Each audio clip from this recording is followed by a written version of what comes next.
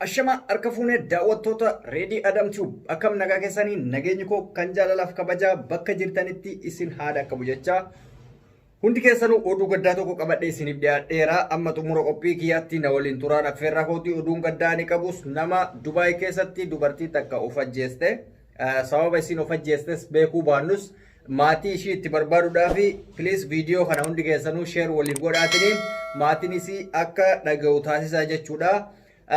Isinis mucattiin maqaan isii Faaxumaa Muhammad jedhamti. Maqaan Faaxumaa Muhammad kun immoo maqaa paaspoortiiti malee maqaa oriijinaala isiiti miti. Maqaan oriijinaala isii ka biyya baateen namni beekuu hin dandeenye maaliif gaafa paaspoortii baafattu san paaspoortii isiit irratti maqaa muslimaa baafattee isiin garuu amantiin isii kiristaana. Isin kan suuraa irratti argaa jirtan kana waan ta'eef suuraa irratti ilaaluu hin dandeessanii namni beeyta yoo jiraattan maatii isii biraan akka geettan barbaanna maaliif biyya ormaa kana keessatti namni sababoota hedduuf lubbuu ofii baasa yookaan madaamii wal ta'uu diddee yookaan maatiitu mallaqa harkaa nyaate yookaan jaalalli mallaqa harkaa nyaate yookaan waan baay'eedha jechuudha namni sababa hedduuf lubbuu ofii dhaba. Wanta akkanaa kun guutuun guututti dhaabbatuu qaba. Sagalee isii tokkotu jira. Sagalee isii hiriyaan isii achi ergite tokko jira. Sagalee hiriyaa isii kana dhageeffadhaatiniin biyya isii maatii isiitiif sababa isii achirraa dhageessanii sana booda anaan walitti deebitan hangasiif sagalee kana dhageeffadha. Tolee nagaa fi araara ayyaana waaqayyoo isiniif haa baay'atu isiniin jaa guddaa galatoomaadha ayyaanni obboleettiin keenya. Maqaan ishee paaspoortii Faaxumaa Muhammadiyaa. Maqaa noormaalii qabdii garuu mucattiin kiristaana maqaa musliimaatiin dhuftee maqaa biyyaa adda baafachuun an dadhabe jechuun maqaa biyyaa wallaale. Kanaaf iyyuu kan suura ishee isiniin ergaa mucattiin kan duute guyyaa kaleessaa akka asitti sa'aatii 8 irratti jechuudha kan poolisiin dhufee balbala isheen keessatti of ajjeeste cabsee seenee reeffa mucaa baase. Akka Dubaayii guyyaa kaleessaa jechuun guyyaa 5 jechuudha sa'aatii 8 irratti jechuudha ganama. Achiitiin booddee mana yaalaa geessanii yeroo mana yaalaa geessanitti lubbuun ishee baheera. Achi kan goon abanii isaanis gara ejensiitti illee dabarsinannaan ejensiin immoo isuma beektanii reeffa ijoollee keenya dafee gara biyyaatti wanta nu deebisuun qabu. Reeffi ishee akka gara ejensii nu jalaatii hin deemneef isuma biratti nuuf haa eegamu jennaan poolisoonni illee tolee jedhanii hanga maatii ishee argannutti hanga lakkoofsa maatii ishee argannutti enne kaleessaa yaalaan ture ganama sa'aatii sanarraatii kanan qabee hanga galgalaa hirriba koo deemutti jechuudha. Yaale kaallee garuu maatii ishee tokko yoo argachuu hin dandeenye hiriyaa ishee naan jiru malee nam tokko argachuu hin dandeenye jechuudha. Suura ishee isiniifan ergaa. Walumaa galatti mucattiin guyyaa kaleessaa boqotteetti har'allee reeffi ishee poolisii harka jira. Wanti hundumti paaspoortiin ishee moobaayilli ishee wanti hundumtiyyuu poolisiitti as rakkabamee jira jechuudha. Reeffa hunduma faana hanga guyyaa 3 poolisiin nama nu eega gara ejensiitti hin dabarsu jechuudha. Maaliif birrii kan isheen ittiin tasaafartu jaruma kanatu nu danda'e jechuudha. Jaruma isheen biratti duute kana. Kanaafiyyuu hanga guyyaa 3 booddee maatii yoo abamanii gara ejensiitti mucattiin darbuutti jirti. Mucattiin gara ejensiitti darbite jennaan reeffa ishee dafanii gara biyyaa nuun gasha waan ta'eef baay'ee nu rakkisaa kanaaf illee suura ishee isiniifan ergaa. Guddaa galatoomaadha. Kallattiin hundumaan gurra uummataa biraan nu gahaa isiniin jechuun barbaada galatooma.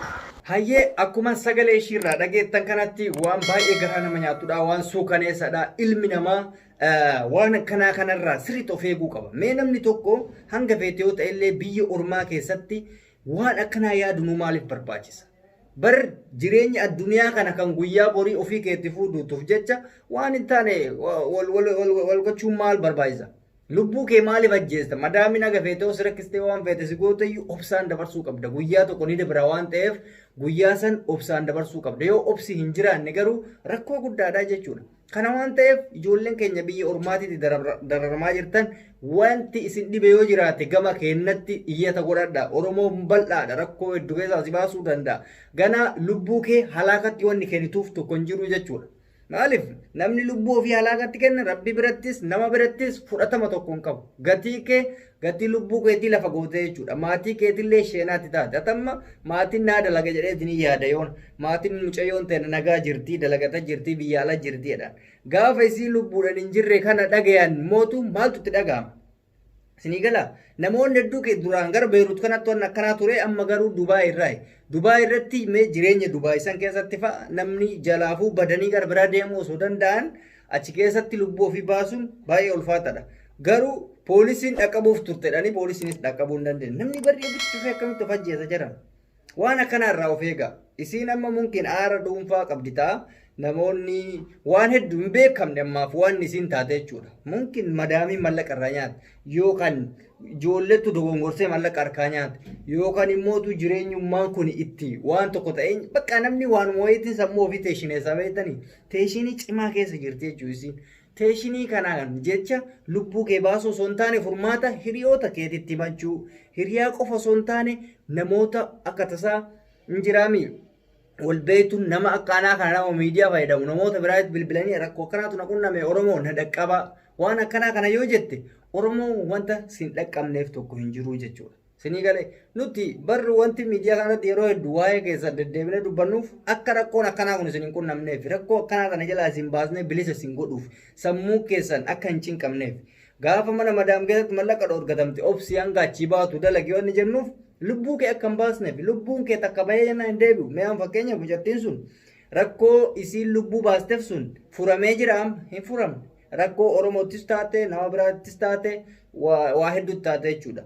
Isiin dhiyoo akka tasaa sagalee isaa hin dhaggeeffatin ijoollee Arsii Nageelletti jedhama. Arsii gara Boqojjii kana gara aanaa Muneessaan beektaniimi Qarsaa jetteemi Qarsaan aanaa Muneessatti magaalaadha Qarsaanii. Aanaa Muneessatti ijoolleen aanaa Muneessaa sirriitti soqaa poolisiin biyyatti galchuuf jedhee maatii irraa dhabeedhanii maatii kana akka argataniif abdii qabna. Sooshaal miidiyaa hundarratti waliif raabsa. Suuraa isii kanallee miidiyaa irratti sirriitti babal'isa jechuudha. Ijoolleen keenya daraa waan akkanaa kanarraa of eega. Lubbuu keessan hin qisaasessina. Maal lubbuu qisaasessuu barbaaddan qabsoon Oromoo bal'aan jira. Galaatiniin qabsoo godha. Qabsoo keessatti lubbuu keessan qisaasessaa malee biyya Arabaatti lubbuu kee yoo qisaasessite faayidaa hin qabu. Nama birallee galatan argattu waa tokko bira galatan argattu faayidaan ala taata jechuudha. Waan akkana abadan itti seenina. Kana waan ta'eef hundi keessanuu irraa akka of eegan abdii guddaa qaba.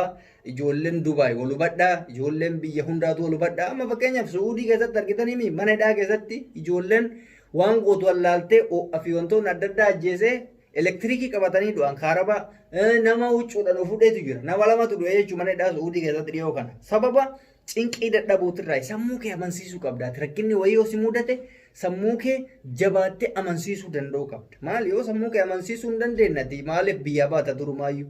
Bar gaafa biyyaa baatu beekuu qabda waan biyyaa baatuuf.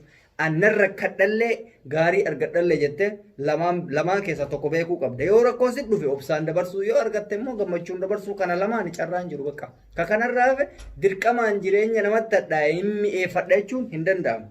Kanaaf jettee immoo lubbuu kee yoo baaste cubbuu guddaadha. Sinirraan eegamu waan akkana nama mataa qaburraan eegamu. Kanaaf gadda nutti dhaga'ame asumaan ibsachuu barbaanna. Ijoolleen keenya Dubaay jirtan adaraa jala deemataniin waan kana prosesii fixaa fi maatii isiititti akka reeffi galuuf taasisaadha. Nuti hanga danda'ameen sooshaal miidiyaa kanarratti baay'isnee facaasuuf yaalla jechuudha.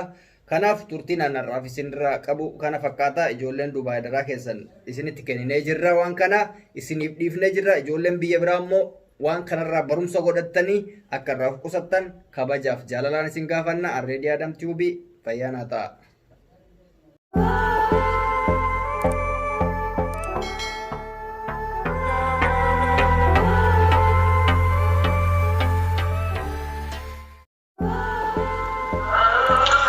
Nagaa fi araara ayyaana waaqayyoo isiniif haa baay'atu. Isiniif guddaa galatoomaadha. Ayyaanni obboleettiin keenya maqaan ishee paaspoortii Faaximaa Mahammadiyaa. Maqaa normaalii qabdi garuu mucattiin kiristaanaa maqaa musliimaatiin dhuftee maqaa biyyaa adda baafachuun an dadhabe jechuun maqaa biyyaa wallaale.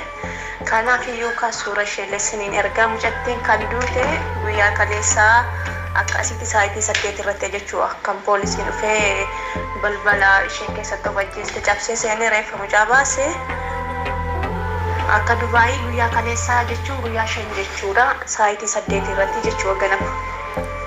Achiitiin booddee mana yaalaa geessanii yeroo mana yaalaa geessanitti lubbuun ishee baheera. Achii kan go'an abalee isaanis gara